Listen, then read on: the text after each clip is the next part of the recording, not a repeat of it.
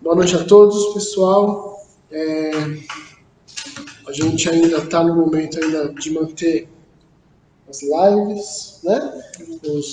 Os conhecimentos, os evangelhos, as orações via as redes sociais, né?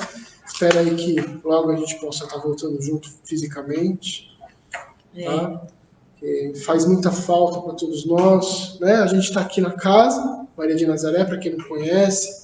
Sei que no Facebook aí tem bastante gente que não é de São Paulo e muitas vezes nunca veio aqui, não é dessa rede, ou talvez desse território próximo daqui. A gente está na região de Interlagos, zona sul de São Paulo, né?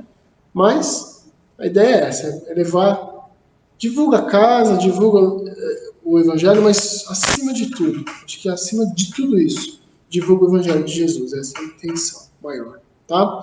Então, fica o convite para quem, logo depois a gente voltar, a gente espera que já o mês que vem a gente volte, vamos ver como é que o governo, como é que a prefeitura diz, né? Mas todos estão convidados, quem estiver aqui por perto, quem um dia passar por aqui, quiser vir conhecer, tá nossa bom? casa. Tá bom? E aí a gente tem as ideias ainda de manter esse recurso que foi algo que nos trouxe, né, bem legal. Vamos estudando junto, tá bom? Boa noite, pessoal. A gente hoje tem um estudo bem profundo do que é para a gente fundamental, tá? A gente vai fazer um estudo profundo sobre o lar. Esse capítulo 19 do livro de André Luiz, Nos Domínios da Mediunidade, tá? Esse livro que está aqui, não saiu muito bem lá, mas Não. assim, lá ali na nossa slide não está mostrando bem, mas de qualquer forma, acho que agora deu para. A gente não sai na foto. É porque na capa do livro que eu coloquei ali no slide, não está saindo direitinho o nome, né? O título do livro, Nos Domínios da Mediunidade. É um dos livros de André Luiz, e esse livro basicamente vai falar de todas as questões mediúnicas. É um estudo profundo, um complemento muito importante do livro dos médiuns, que é um livro basilar também da doutrina espírita, não é? Que fala sobre os relacionamentos que nós temos com os espíritos. O livro dos médiuns traz aí como é que isso acontece.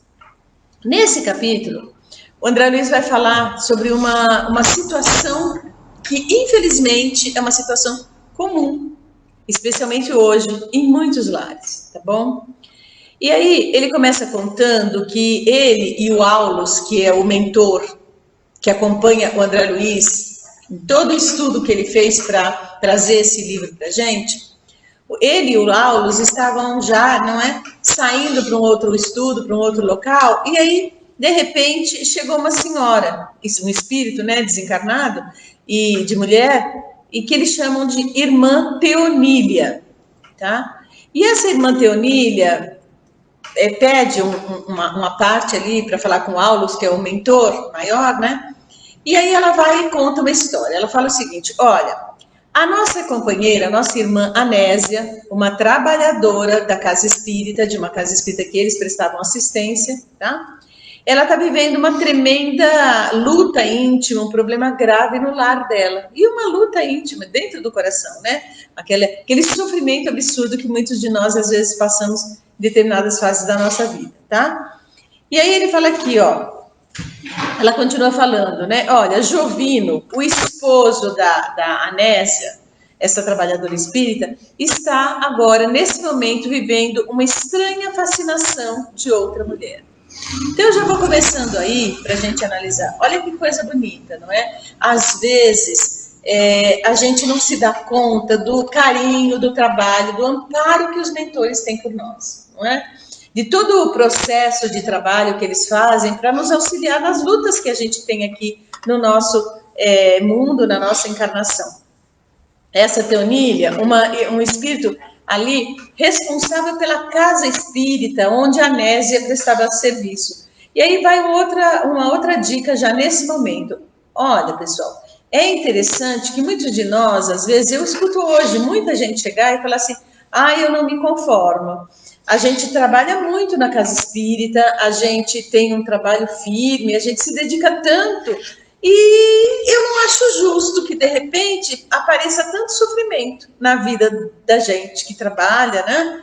Aí às vezes eu fico ouvindo, né, alguns espíritas companheiros falar isso, eu falo, meu Deus, né? Não está batendo, não está entendendo. Porque se a gente está num mundo de expiação e provas, se a gente está num mundo que ainda temos aí tantas dificuldades e tantas lutas para desenvolver na nossa vida, como é que a gente poderia imaginar que só porque a gente está prestando um serviço voluntário numa casa espírita, a gente deveria ou haveria de estar à parte de qualquer sofrimento? Não é? Então, aí a gente faria uma troca. Aí eu vou trabalhar numa casa religiosa para eu não sofrer. Não funciona assim. Na verdade, eu já ouvi uma expressão, uma simbologia, né, do que a religião poderia significar, né? E muitas vezes a religião ela é aquela almofadinha que a gente coloca embaixo do ombro, aqui, em cima do ombro, embaixo da cruz, para carregar os problemas. A gente não vai tirar a cruz, simbolizando o sofrimento, a dificuldade, a dor. Verdade. Mas é a almofadinha que vai dar uma amenizada. Dá uma melhorada, né? Não é? Mas Sangrar menos. Vai sangrar menos, não é? E é isso. Então, a Teonília, começando aqui no livro, né, nesse capítulo 19, nos domínios da mediunidade, a Teonília, ela vai falar, vai pedir, ela está fazendo uma intercessão. Ela está pedindo um favor, ela está falando com o mentor Aulus, olha, vai lá, né? Vai ver a Anésia, que ela está com problema. O marido Jovino se encantou com uma outra mulher. E aí ela continua dizendo que ele se esqueceu em vigilante das obrigações do santuário doméstico. A gente fica pensando, nossa, que triste, não é? De repente, algo que acontece tantos homens, tantas mulheres, não é? Hoje está, acho que, par a par, essa situação, de repente se encantam com uma terceira pessoa fora do lar e esquecem, não é, os compromissos do lar. E aí ele fala aqui, né, ela continua dizendo, né, que parecia que o Jovino estava absolutamente desinteressado da esposa e, pasmem, gente, das 3 filhas, tá? E 3 filhas em que fase? 3 filhas adolescentes, das quais a mais jovenzinha com 14 anos. Aí a gente olha e fala, nossa, meu Deus, então era um casamento de muitos anos, né? E é justamente naquela fase do casamento que muitas coisas acontecem no sentido de provar, porque já passou aquele afã maior do começo do casamento, aquela luta que o casal às vezes desenvolve para construir um lar, para comprar uma casinha, constituir um lar mais sólido, não é? Ter um pouco de solidez do ponto de vista de patrimônio físico, né, material aqui na Terra, já chegaram os filhinhos, aquela luta dos filhinhos pequenininhos, então esse casal já tinha vivido tudo isso. Eles tinham então 3 filhas adolescentes, né, a mais velha me parece que com uma idade de uns 18 anos, vamos imaginar, uma de 18, uma de 16 e uma de 14. Então 3 jovenzinhas, ele não estava absolutamente interessado, e aí ela fala uma coisa importante aqui, ela dando as informações para o Aulus, para o mentor. Ela fala assim, parece que ele, né, voltou às fantasias da primeira juventude, qual se nunca houvesse abraçado a missão de pai. Aí a gente imagina, não é? Nossa, um homem por volta de uns 45 anos, mais ou menos, que de repente se vê, né, envolvido, enredado numa fantasia de um namoro com uma outra mulher. E aí ele volta, não é? A ter aquele comportamento adolescente, aquele comportamento bastante responsável. E aí, ela continua dizendo aqui, dia a dia, deixou-se dominar pelos pensamentos da nova mulher, que o enlaçara nas armadilhas de mentirosos encantos. É interessante a forma bonita, não é? Muito respeitosa, que os mentores e o André Luiz trazem essas informações para a gente. Mas, ao mesmo tempo que é uma forma muito respeitosa, é uma forma bastante assertiva. Por quê? Ele fala, né? Ela fala que a mentora está dizendo o seguinte, que ele se deixou enlaçar. Como que é essa coisa de se deixar enlaçar, gente? Vamos pensar no gado lá no pasto, não é? Então, o vaqueiro está lá, correndo atrás de um novilho meio rebelde, vai lá e joga um laço e enlaça aquele novilho. E derruba. E domina. E mantém o quê? Sob a força dele. Então, ele está o quê? Ele está controlado. O novilho. Então, a palavra enlaçar, nesse sentido aqui, é bem pesada, porque quer dizer o seguinte, a mente dele, o coração dele, os sentimentos, as emoções estavam ali enlaçados. Mas enlaçados com alguma coisa sólida, gente? As palavras são muito importantes, porque a palavra expressa sentimento, e a palavra, às vezes, expressa uma realidade. Olha lá, estava enlaçado na armadilha de mentirosos encantos. Quantas situações acontecem assim, hein? Quantos homens e quantas mulheres se encantam porque aquela pessoa dentro do lar, muitas vezes, já está acostumado demais com aquela pessoa. Nossa, mas eu não tenho mais aquela paixão. Tem gente que fala isso para mim. Não sinto mais aquele arrobo de paixão. Nossa, mas será que paixão é a meta de Jesus para o nosso coração? Será que era para manter? Não é. O objetivo é outro, né? O amor, o respeito, o conviver. Né? Às vezes tem casais que falam, a gente agora está parecendo só irmão e irmã. É. Graças a Deus que a ideia é essa, é parecer irmãos e irmãs. É. E aí ele fala assim que é uma armadilha e mentirosos encantos. Por que mentirosos encantos? Porque também aquele corpo vai envelhecer.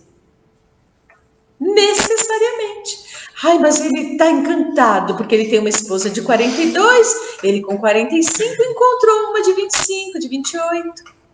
Mas essa de 28 vai ter esse corpinho de 28 a vida inteira? E ele de 45. E ele vai continuar com esses 45? Então é uma fantasia muito grande que às vezes as pessoas entram, não é? E ele estava obcecado. Aí ela continua informando, né? Transformara-se o mísero em obsidiado autêntico, sob a constante atuação da criatura que lhe anestesiava o senso de responsabilidade para consigo mesmo. Então, gente, quais são os nossos compromissos? Os nossos compromissos são com Deus? São com os nossos irmãos, irmãs, no papel de filho, de pai, de mãe, de esposa, marido? Não. Os nossos compromissos são perante a nossa consciência, perante nós mesmos. Por isso que ele fala que o juventino, ele perdeu, não é? O Jovino, ele perdeu a responsabilidade sobre si mesmo. Então, ele não estava mais a cavaleiro da própria consciência. Ele estava dominado. Tá? Então, esse é o momento em que muitas pessoas, às vezes, se veem enredadas com isso e depois ficam desesperadas quando acordam, né? Quando caem em si, como aquela parábola maravilhosa do filho pródigo, né? Ele caiu em si. Quer dizer, caiu em si, foi e voltou para o eixo. Quando de repente a pessoa fala, nossa, meu pai, pequei contra ti, estava me alimentando com os porcos, não é? Me deixa ser servo agora na sua casa. Então, assim, o sofrimento que vem depois de uma experiência como essa é um sofrimento muito grande. E aí, ele continua dizendo, né? Aí a Anésia fala assim o seguinte, mas não seria justo afastar semelhante influência como se estirpa uma chaga com o socorro operatório? Será, gente? Será que dá para pegar uma obsessão nesse grau, nesse nível, e chegar lá e afastar? De uma hora para outra, tirar repentinamente? Será que aquela simbiose de dependência e de prazer, nesse caso da história, será que mais prejudicaria do que... Pensa, gente, é possível você dominar uma criatura que já está dominada? Não. Tá? Então, assim, precisaria o quê? Para você fazer uma ação como essa, os mentores teriam que agir com violência, chegar lá e dominar. E dominar o quê? A vontade dele. Mas a vontade dele ele já tinha entregado na mão dela. Não é? Ele já estava entregue na mão de uma outra mulher. E não funciona assim porque a vontade de Deus sempre vai respeitar o nosso livre-arbítrio. Vai respeitar, não é? Neste caso aqui, e sempre, gente, situações como essa vão gerar o quê? Um grande amadurecimento. Porque sem julgamento, mas muitas pessoas precisam dessa situação. Estão lá, né, muito bem acomodadas no próprio lar, com carinho da esposa, ou estão lá muito bem acomodadas no lar com o carinho do marido, com os filhinhos, tudo organizado na vida dessa criatura, dando certo, os filhinhos saudáveis, a economia do lar mais ou menos conseguindo, né, estável, conseguindo, e parece que dá aquela tristeza, sabe, gente? Ai, não consigo, tá muito chato. Preciso de um up. Preciso de um pouco de adrenalina, o coraçãozinho bater forte, essa coisa toda que a gente se encanta, né? Isso ilude, tá muito chato. Tá muito sem graça. Reclama da rotina, não aguento mais a rotina. Nossa, esse cotidiano, essa rotina tá muito sem graça. E aí, não é? A gente fica pensando, mas será que não é bom a gente procurar uma calmaria? Não, tem gente que não consegue, tem gente que vive de adrenalina, precisa de emoções fortes, precisa daquela coisa, assim, daquele tempero de estar ali, não é? Naquela coisa, naquele afogo, como se isso fosse alguma coisa saudável. Lógico que é saudável, em determinados momentos você ir para uma aventura, ir lá fazer alguma coisa no sentido de, né, se aquecer mais, né, ir lá e passear com a família, ou com o marido, ou com a esposa, ou com os filhos, ir lá e fazer alguma coisa assim que te dê um ânimo diferente, né? Sai um pouco daquela rotina. Mas tem uma música linda demais do Roberto Carlos, não sei de quem é, não é? Assim, acho fantástica, chama Cotidiano. E é muito linda. Vale a pena escutar e pensar, puxa vida, não é? De repente, às vezes a pessoa não sabe que ela está ali, né, no cotidiano e fazendo as coisas sempre iguais, e aquilo, sabe? E aí a gente precisa olhar para isso e pensar, o que eu quero da minha vida, tá? Infelizmente, o Jovino, ele resvalou. E aí, de repente, aqui, o que acontece também? Os mentores não podem interferir. Quando perguntam se ele podia, né, ir lá interferir, ele fala assim, olha, eu conheço a Nésia, quer dizer, o mentor falava, eu conheço a Nésia, tá? A trabalhadora da casa espírita, né? E nela estimo admirável irmã. Há meses eu não tenho tido tempo de oportunidade para ir lá visitá-la, diz o Aulos, né, o mentor maior. De certo, não me negarei ao trabalho fraterno, mas vamos ver o que é que a gente pode fazer. Então o mentor falou, olha, não se nega a ir lá ajudar, nunca se negam. E eu vou lá ver o que dá para fazer. Sabemos que a obsessão, ele vai e fala para Teonília, né? Sabemos que a obsessão entre desencarnados e encarnados, aquilo que a gente vem falando, André Luiz fala muito de obsessão. Não é por isso que a gente vem repetindo o tema, porque diversos tipos de obsessão. Aqui nós estamos falando hoje de uma obsessão de encarnado para encarnado. E aí ele está falando, olha, a obsessão de qualquer teor, né, de desencarnados ou de encarnados, sob qualquer prisma em que se mostre, é uma enfermidade mental. A pessoa perdeu o domínio de si mesma. Ela deixou-se enredar por uma situação dolorosa. E ela vai precisar olhar para isso. E aí ele faz um questionamento importante aqui. Quem sabe se o pobre Jovino, o marido infiel, né, não estará na condição de um pássaro hipnotizado, não obstante o corpãozinho, então um homem grandão, né, que lhe confere aparência de robustez no plano físico, será que ele não está adoecido? E aí a gente sempre pode entender que todo o processo nosso, quando a gente está descendo a ribanceira, toda vez que a gente está num processo que a gente está agredindo alguém ou se autoagredindo, certamente estamos doentes, mentalmente, espiritualmente. Certamente. Certamente. E aí, essas coisas às vezes têm raiz onde, gente? Lá no passado. Tá? Ainda mais no triângulo amoroso, como a gente vai ver aqui agora. Tá? E aí, é uma enfermidade de longo curso, e a gente sabe que uma doença, quando ela se instala repentinamente, às vezes ela causa morte, a gente está vivendo aí uma pandemia, não é? Ou ela faz com que o organismo reaja, né? O sistema imunológico reage, e o que a pessoa faz? Ela sai daquela situação. E sai como? Sempre mais fortalecido. Né? O sistema imunológico dá um up, a pessoa sai daquilo ali, e alguns dias depois ela se sente até, nossa, que alívio, não é? Porque melhorou. Isso é uma doença crônica, né? Uma doença, assim, aguda. Então, uma doença que veio e entrou rapidinho. Então, ou morre ou sara. Agora, vamos pensar numa doença instalada devagarinho. Não é? Bem devagarinho. A pessoa vai adoecendo, e lá vai, e não se dá conta. Quando vê, bluf, explode, eclode. Aquilo de dentro da criatura eclode aquela doença. Vai dar para sarar rápido? Não. Se vê devagar. Geralmente ela cronifica. Não é? Ela é uma doença que se torna crônica e não aguda. Aguda mata ou né? O organismo põe ela para fora. Agora, aquela que vai vindo devagarzinho, naquela malemolência, sabe tudo na vida, gente? Eu estou falando de doença, mas pensem nos nossos processos emocionais complicados.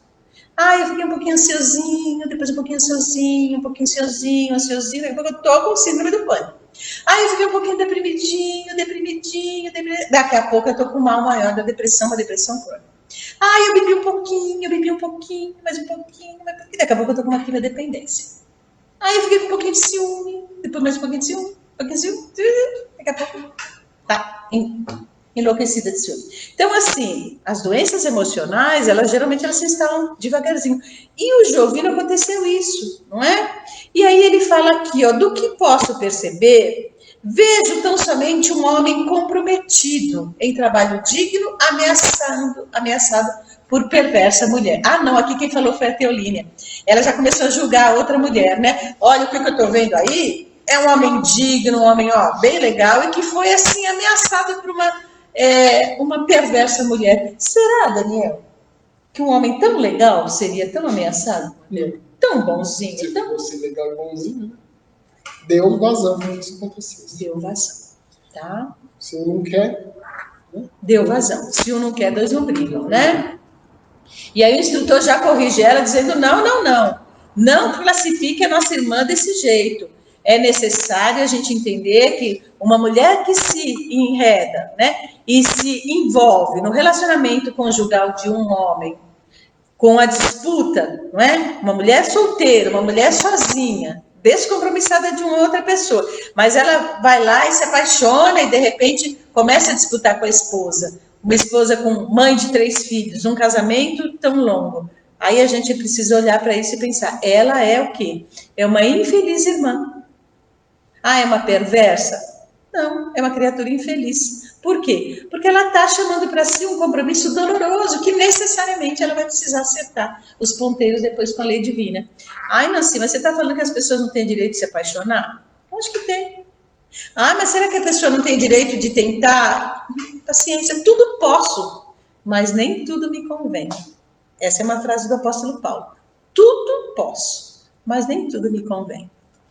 E aí ele continua aqui dizendo, não é?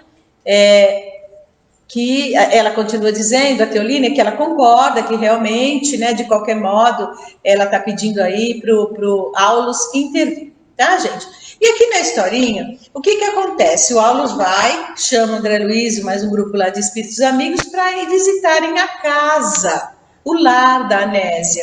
Chegando lá no lar da Anésia, era uma casa confortável, então dava para perceber uma solidez. Eles tinham sido, numa época da vida deles, eles tiveram uma solidez, uma casa, um domicílio muito confortável, sem ser luxuoso, uma condição financeira razoável daquela família, não é? Aquela família de 5 pessoas, o pai, as 3 filhas adolescentes e a mãe, tá?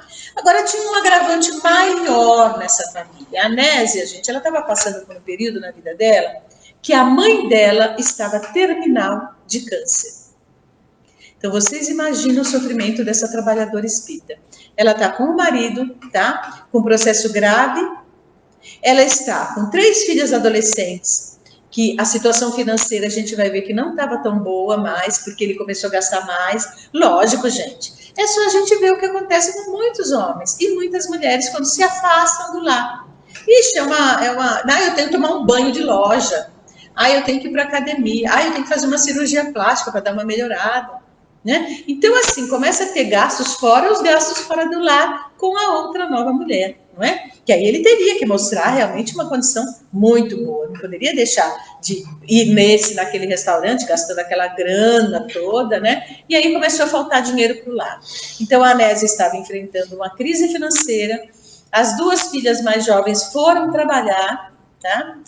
Numa época que esse livro é da década de 50, então numa época em que uma jovenzinha ia até praticamente se casar ou se formar, sustentada pelos pais, e aqui não dava para ser assim, porque o Jovino estava, né, tinha perdido a medida, tá? E aí eles chegaram na casa, chegaram lá, encontraram, jantando, o Jovino, as 3 filhas e a esposa, tá? E chegando lá, eles perceberam ele fala aqui, ó, uma jovem mulher, né, servia atenciosamente um cavalheiro maduro e bem posto, bem arrumado, né, com as 3 mocinhas ali. E aí no jantar o André Luiz já percebeu, tá? Ele narra aqui que no jantar ele já percebeu que tinha uma distonia. A mãe, a jovem mãe, que era uma mulher ainda jovem, devia ter na faixa aqui, vamos pensar, de uns 40 anos, ela estava muito alegre, tentando levantar o astral da família toda no jantar. Tinha preparado com todo carinho o jantar e ele estava absolutamente emburrado, desintonizado com o grupo. As filhas ali, contentes, conversando, contando, né, o que tinha acontecido na loja, porque as duas trabalhavam numa lojinha, num bazar juntas, as 2 filhas ali contando o que tinha acontecido, a de 14 anos querendo ouvir, né, a narrativa ali das 2 irmãs, a mãe tentando alegrar o marido, tentando chamá-lo e ele, ó, cabeça fechada. Não estava sintonizado. E aí a gente já vê aqui, né, gente, a situação quando a pessoa ela está com a cabeça em outra pessoa. Por isso que eu costumo falar, essa questão da infidelidade é uma questão muito incrível na família, no casal. Porque não tem infidelidade em que o cônjuge que está sendo traído não saiba que está sendo traído. Não é possível. A gente, como espírita, a gente sabe que isso não é possível. Não é possível. Por quê? Porque o cônjuge está em sintonia com o cônjuge, os dois respiram em sintonia. E aí, aquele que está sendo traído, não é? Que está sendo enganado, eu não gosto muito da palavra traição, porque eu acho que traído só foi Jesus, tá? Mas aquele que está sendo enganado, ele sente. E quando a gente dorme à noite, a gente não está cansado de saber que quando a gente dorme à noite, a gente vai saber de todas as informações? Desprende, mas descobre. Para onde vai? Descobre, não é?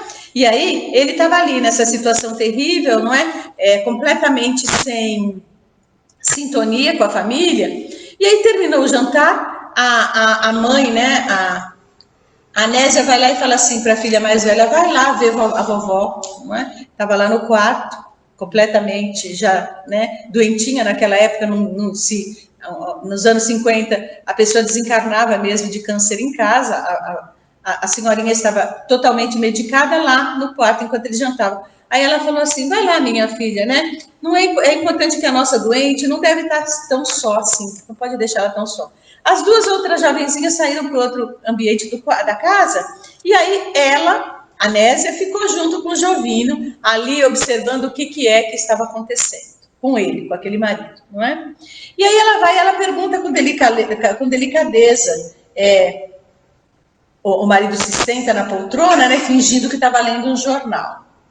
E aí ela pergunta assim para o marido, escuta, será que a gente hoje pode esperar por você até mais tarde? Porque ele já disse que ia sair, terminou de jantar, ele disse que ia sair. Aí ela pegou e falou, ele falou assim para ela, hoje, quer dizer, ele estava habituado ao quê? Chegar tarde da noite, gente, chegar de madrugada. E ela queria que o marido voltasse um pouquinho depois, né, um pouco antes de dormir. Aí a mulher vai e fala para ele, eu gostaria muito que você estivesse para as nossas preces. Aí ele vai e fala assim para ela, não é? Mas por quê? O que é isso agora? Aí ela fala, a esposa, né? Sinceramente, Jovino, creio no poder da oração e suponho que nunca precisamos tanto como agora de usá-la em favor de nossa tranquilidade. O que a esposa estava fazendo? Gente cristã, espírita, ela estava pedindo para o marido, por favor, vem aqui orar para a gente, porque, gente, sinceramente, nesses casos, a oração ainda é o melhor remédio. Aquela esposa e aquele marido que se vê às vezes, né, sentindo que tem alguma coisa no ar, sentindo que de repente aquele cônjuge está indo fora, que está se iludindo, se enganando, a grande ferramenta divina para poder tentar recuperar essa vida conjugal é a oração. Aquela criatura cristã que realmente ainda vai lá e ora bastante, olha ali, ela já estava recebendo uma ajuda no lar, com os mentores ali naquele momento na casa dela. E aí ele vai, não é? E ele fala que ele não concordava com a opinião dela, que ele achava que de verdade, ele fala assim do jeito muito sarcasmo, né? Ele vai e diz o seguinte, quer ver como é que ele fala aqui? Ó? Não disponho de tempo para lidar com os seus tabus. Tenho compromissos inadiáveis. Estudarei junto de amigos um excelente negócio. E aí ela olha assim, triste para ele, ainda para tentar falar. E aí a Teonília, né, a mentora dela, abraça ela com carinho para ver se ela consegue envolver o marido carinhosamente, né? E ela vai ainda falar assim para o marido, Jovino, você não concorda que nós dois estamos muito longe um do outro? Quando precisamos estar mais juntos? E olha o que ele responde, gente. Ora, deixe dessas pieguices. Sua preocupação seria razoável, né? Seria própria há 20 anos atrás, quando nós não passávamos de 2 colegiais tolos. Quer dizer, o que ela está querendo? Ela está tentando falar para o marido, vem para perto, não é? Eu estou aqui disponível, vem assim, se alimentar do meu carinho. É uma judiação. Porque geralmente, quando a pessoa está muito envolvida fora do lar, com a infidelidade, ela olha com desprezo, e foi o que ele fez. Ele olhou para a esposa com muito desprezo, com muita frieza, entendeu? Porque ele olhava naquela mulher, o que ele enxergava? Enxergava um corpo mais já maduro, não é? Ele estava tão entusiasmado lá fora, não é? Com a sensualidade, com a sedução da outra mulher, que ele olhou para ela com muita frieza. E na hora que ele olha, gente, é incrível. Eu vou ler aqui para vocês. Na hora que ele olha para a esposa e que ele começa a enxergar a esposa, o que acontece? Ele lembra de quem? Da outra, não é?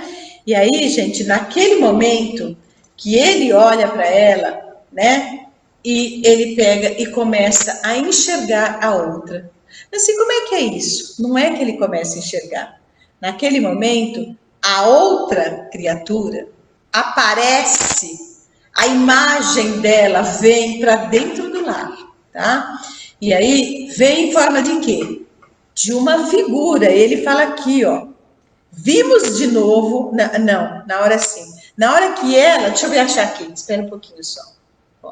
Nesse instante, contudo, que ele olha para a esposa com frieza, né? A imagem da outra mulher surgiu-lhe à frente dos olhos, qual se fora projetada sobre ele à distância, aparecendo e desaparecendo com intermitências. Por quê, gente? Porque a mente da mulher que estava seduzindo ele, estava ligada a ele. Quando ele olha para a esposa, a mente da outra procura ele e ele vê, né, a outra mulher como se ela estivesse ali materializada na frente dele, a imagem nítida da outra, né? E aí ele fitava a esposa com toda a indiferença irônica, né? E aí ele realmente estava na outra sintonia, falou para ela com muita frieza, não é?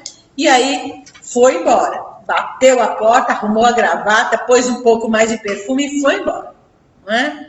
Na hora que ele sai, a Anésia, né, olha para aquela família, para aquele lar, para a situação dela, não é? E aí ela começa a ficar desesperada.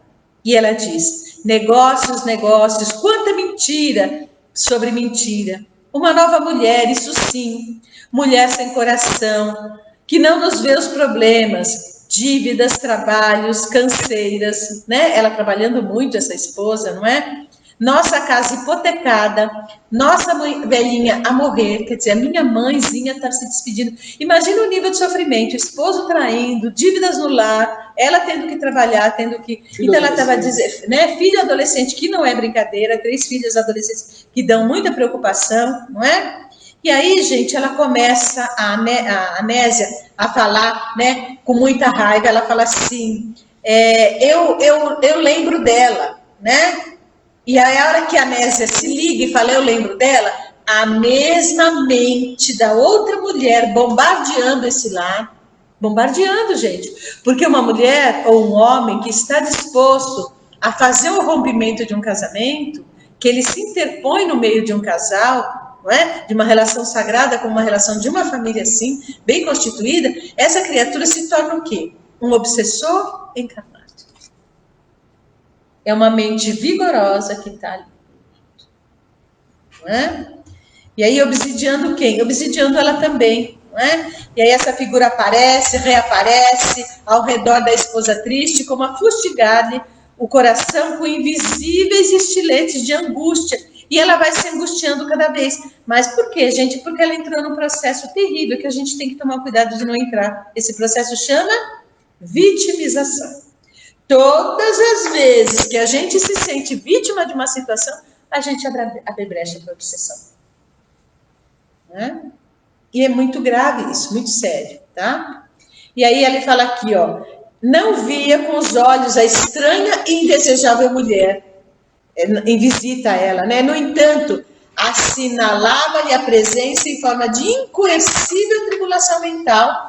De inesperado, passou da meditação pacífica a tempestuosos pensamentos. Então, aquilo vai crescendo. Todas as vezes que a gente dá vazão, que a gente dá brecha para um processo obsessivo, aquilo entra em nós de forma pequena e depois vai crescendo, vai batendo, e vai batendo, e a angústia vai crescendo, e a situação vai ficando maior. Quer falar disso, né? Então, eu quero falar, você falou da gente se vitimizar o tempo todo, algumas vezes, né? Ficar se vitimizando com situações.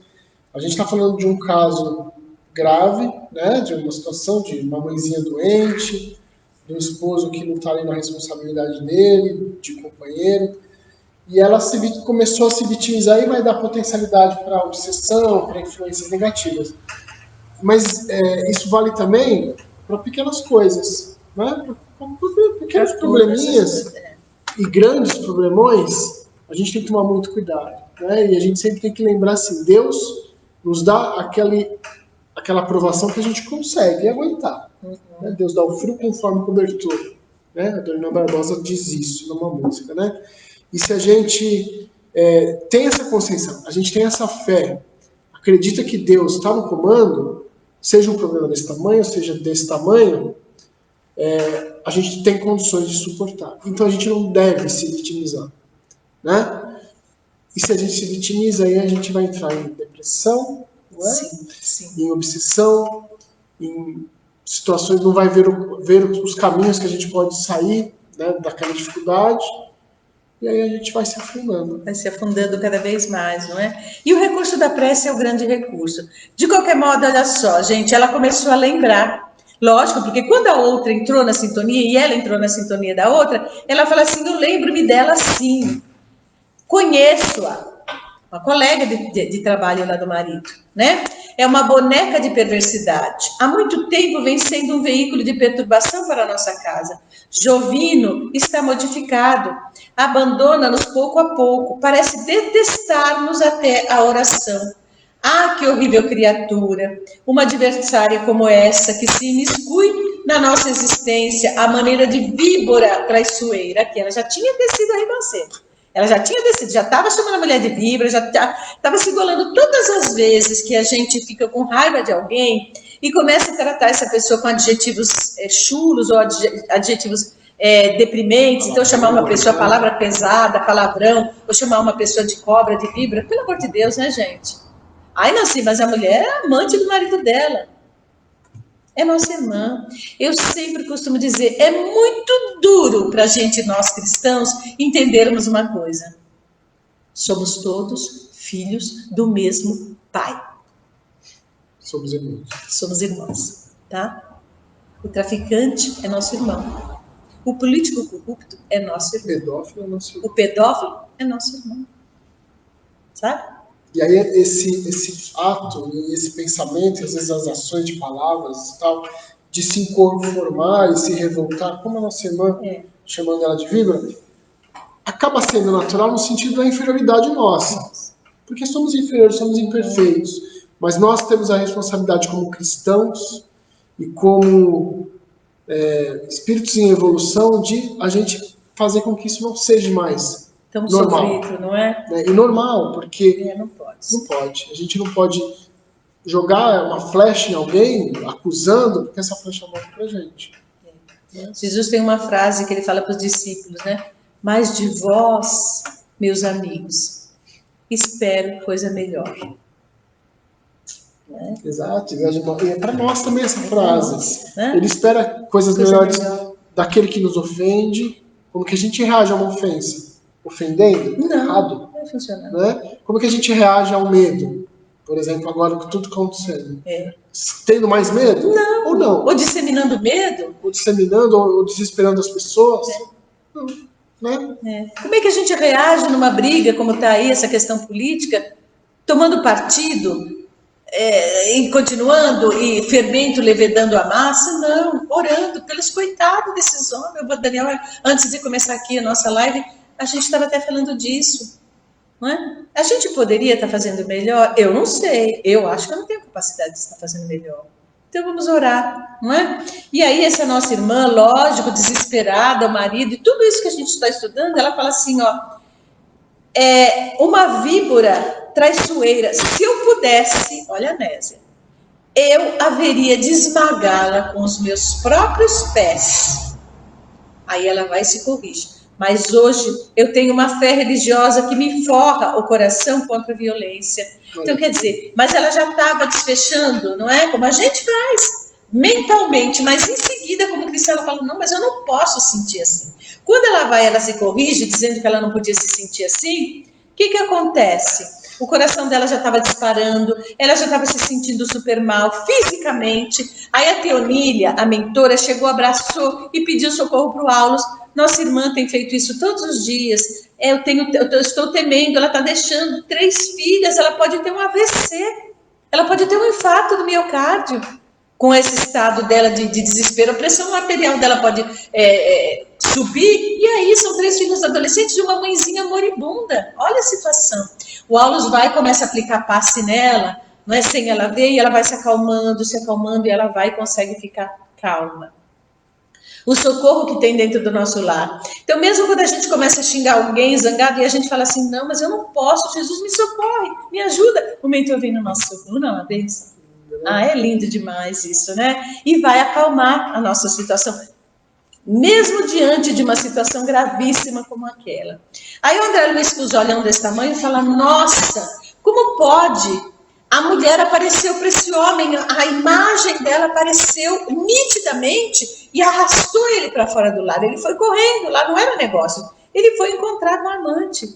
E agora, de repente, essa mulher também aparece dentro do lar, não é? Desse jeito, para a nossa irmã, que é uma trabalhadora espírita, e ela fica nesse nível de perturbação. Aí o mentor, o Aulos, fala assim, sim, sabe o que acontece? Marido e mulher funcionam em regime de mútua atuação. Então, gente, o Gibran, Carlinhos Gibran, que é um grande profeta, ele fala assim, o homem vale pela mulher que escolhe.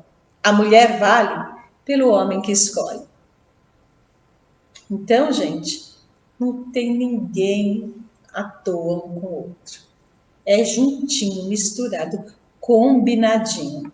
Ah, não, mas se eu casei com um homem que, pelo amor de Deus, ele era um estupício, ele era um horroroso, ele era isso, ele era aquilo. Quanto tempo você viveu com ele? Um tempo eu vivi. E hoje? Não estou mais com ele, porque de alguma forma você desintonizou e saiu desse relacionamento. Mas não reclama se você ainda está com essa pessoa, porque está juntinho, gente.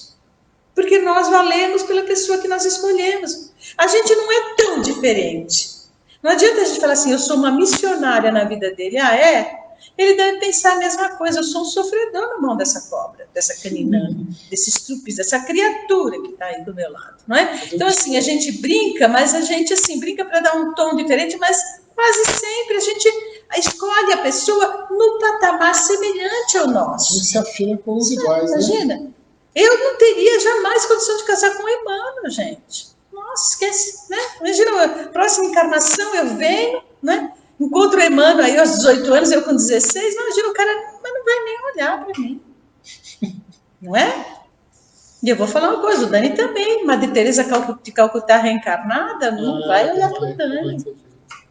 Não é? A gente tem um padrão semelhante, ele fala aqui, ó, claramente, o nosso amigo vem sofrendo, não é? E a mulher respira, né? E marido e mulher respiram em regime de influência mútua. E ele está muito desequilibrado. E a pobrezinha está sofrendo. Por quê? Ela não tem conseguido os benefícios do perdão. Perdão, hein? Uma coisa dessa. Muita terapia, não é? Ou muita orientação espiritual, muito trabalho dentro da casa espírita, muito trabalho interno de reforma íntima para você perdoar uma situação como essa. E a nossa irmãzinha estava tentando, não é? E aí, gente, ele vai, para finalizar, ele fala assim, o André Luiz, nossa, mas isso é um fenômeno comum? Acontece muito isso nos lares? Esses processos dolorosos de obsessão? E aí não tem como não ler, gente. Ele fala o seguinte, intensamente generalizado, esses processos. É a influenciação de almas encarnadas entre si que às vezes alcança o clima de perigosa obsessão. Milhões de lares podem ser comparados a trincheiras de luta, em que os pensamentos guerreiam pensamentos, assumindo as mais diversas formas de angústia e repulsão. Então, nos lares, nós reencarnamos, estamos ali em família, muitas vezes em desequilíbrio com o outro. Ele não está nem falando da questão de uma terceira pessoa, que também não vem à toa para esse lar, não vem à toa para esse grupo familiar. Às vezes é uma prova. Muitas vezes esse homem que está levando a esposa do outro embora, essa mulher que está levando o marido da mulher embora, vem lá de trás e apita na curva da estrada como uma prova para aquela criatura que se apaixona e se deixa arrastar. Tá? E aí, de repente, ele continua aqui dizendo uma coisa muito séria. O Aulus, o mentor. E poderíamos enquadrar o assunto nos domínios da mediunidade? Pergunta o André Luiz. O André Luiz pergunta, mas tudo isso acontece porque é uma questão mediúnica? Sim. De repente, é uma mente trazendo para si a influência de outra mente. Não importa se uma mente de encarnado influenciando uma mente de um outro encarnado. Se esse encarnado que está aqui, eu, me apassivar diante dessa mente e passar eu a transmitir nas minhas palavras, nos meus pensamentos, nas minhas emoções, as ideias, emoções, pensamentos desse ser, eu estou canalizando uma mente através da minha mente. Tá claro, gente? Então ele fala assim, perfeitamente. Cabendo-nos acrescentar ainda que o fenômeno pertence à sintonia. Muitos processos de alienação mental guardam nele as origens, muitas vezes, dentro do mesmo lar, da mesma família, ou da mesma instituição, ou da mesma casa espírita, ou do mesmo escritório, ou da mesma fábrica, ou da mesma escola, tá? Não importa o quê. Aglomeração humana, agrupamento humano, é um grupo ali que quase sempre reúne o quê? Pessoas. Que podem ser o quê? Adversários ferrenhos do passado se reencontram, chamados pela esfera superior ao reajuste.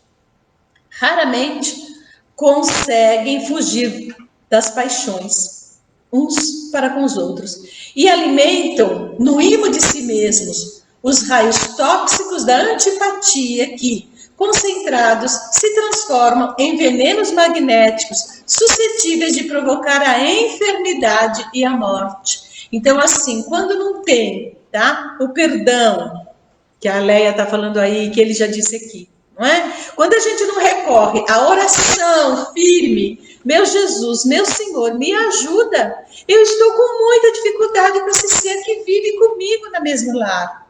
No papel de quê? De marido, de esposa, de mãe, de pai, de filho, de filha, de cunhado, de cunhada, de tio, de tia, não importa.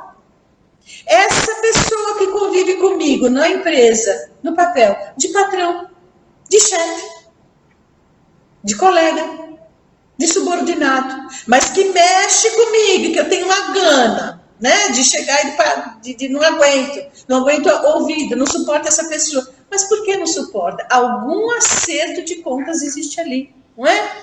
E aí ele fala assim, para isso, não será necessário que a perseguição recíproca se expresse em contendas visíveis. Bastam as vibrações silenciosas da crueldade, do despeito, do ódio, ciúmes, violência, desespero, inveja, vou colocar aqui ciúme, não é? As quais alimentadas de parte a parte constituem corrosivos destruidores. Tá? E ele finaliza dizendo: o pensamento exterioriza-se e projeta-se, formando imagens e sugestões que arremessa sobre os objetivos que se propõe atingir. Aquela mulher, ela não desdobrou e veio para dentro do lar, ela não se materializou ali. O pensamento dela, sintonizado com Jovino ou com Anésia, vinha e corporificava em forma de formas pensamentos, tá? E aí, quando o pensamento é bom e edificante, se ajusta às leis de Deus que nos regem, criando o quê? Harmonia, felicidade, alegria, saúde. Agora, quando o pensamento é desequilibrado e afligente, tá? E deprimente, ele estabelece aflição e ruína. A química mental é a mesma, gente, só muda o quê? O teor, tá? Vive na base de todas as transformações, a química mental, porque evoluímos em profunda comunhão telepática de uns para com os outros, com todos aqueles encarnados e desencarnados que têm afinidade conosco. Por isso, gente, para finalizar, o que é importante? A gente observar o quê? A função da antipatia e da simpatia na nossa vida. Com quem eu simpatizo? São pessoas iguais a mim. Com quem eu antipatizo? São pessoas que me trazem um grande desafio, para que eu cresça e evolua, fazendo com que elas sejam sentidas no meu coração como meus irmãos e minhas irmãs. Tá bom? E a melhor maneira, ele finaliza dizendo, que a gente tem para extinguir o fogo é recusar o combustível, tá? Então, se eu não quero sentir ódio, traz a água refrigerante da prece. Se não tem jeito, traz o extintor da oração firme, porque senão vai ter problema e alguém vai vir com extintor de outro tipo. Sofrimento, que tira a gente às vezes do eixo, tá? Então, nesse momento, então, graças a Deus, a Anésia vai lá orar, né? Ela percebeu que ela se desequilibrou e os próximos capítulos a gente vai ver, só para quem, né, não sabe aí, quem não leu esse livro, vai existir separação. Ele não tinha mais jeito de querer essa esposa, e aí ele termina se separando e libertando essa senhora desse sofrimento. Nesse sentido, está lá no Evangelho segundo o Espiritismo um capítulo dizendo: não separeis os homens o que Deus juntou. E aí, no Evangelho segundo o Espiritismo, tem um capítulo belíssimo dizendo ali: quando existe traição, o Kardec deixa claro, aí não tem mais jeito. Tá bom, gente? Porque já existe um rompimento de um compromisso sagrado. A não ser que a pessoa que fez, né, que saiu em desequilíbrio, volte, peça perdão, reconheça o erro e a outra pessoa tenha a capacidade de perdoar. Que também casos lindos existem nesse sentido. Que Deus nos abençoe e que a gente possa, assim, ter o nosso coração voltado em prece, especialmente dentro do nosso lar. Tá bom? Então é isso, né? Então vamos prestar atenção nos nossos lares, né? Nosso esposo, esposa, filhos, como é que a gente está harmonizando e vivendo em grupos, né, dentro de casa. E aí a gente sempre reforça que para fazer com que o nosso lar, que a gente consiga ter força junto de vencer os compromissos, as dificuldades, e estar prestando atenção no nosso compromisso, o Evangelho no lar. Né? O Evangelho no lar é algo fundamental, importantíssimo, de que todos façam. Né? Como faz? Pega lá, aí na internet consegue achar roteiros, mas muito rapidamente você escolhe um dia da semana em que está a maioria das pessoas, e o ideal é que estejam todos, né? Mas a maioria das pessoas estejam naquele dia. Então vamos imaginar um domingo às 8 horas da noite, a maioria está em casa. Pega aquele dia, faz uma prece, se reúne em família, uma leitura, pode ser o Evangelho segundo o Espiritismo, pode ser a Bíblia, pode ser um livro de cunho espiritual, e aí se reúne, faz aquela leitura, uma reflexão saudável, faz uma prece final, um copinho de água, e aí vocês vão harmonizando e protegendo lá. Né? E é uma delícia, gente. Quem tem hábito sabe, tá bom? Quem tem essa prática maravilhosa do Evangelho no lar sabe o quanto faz diferença.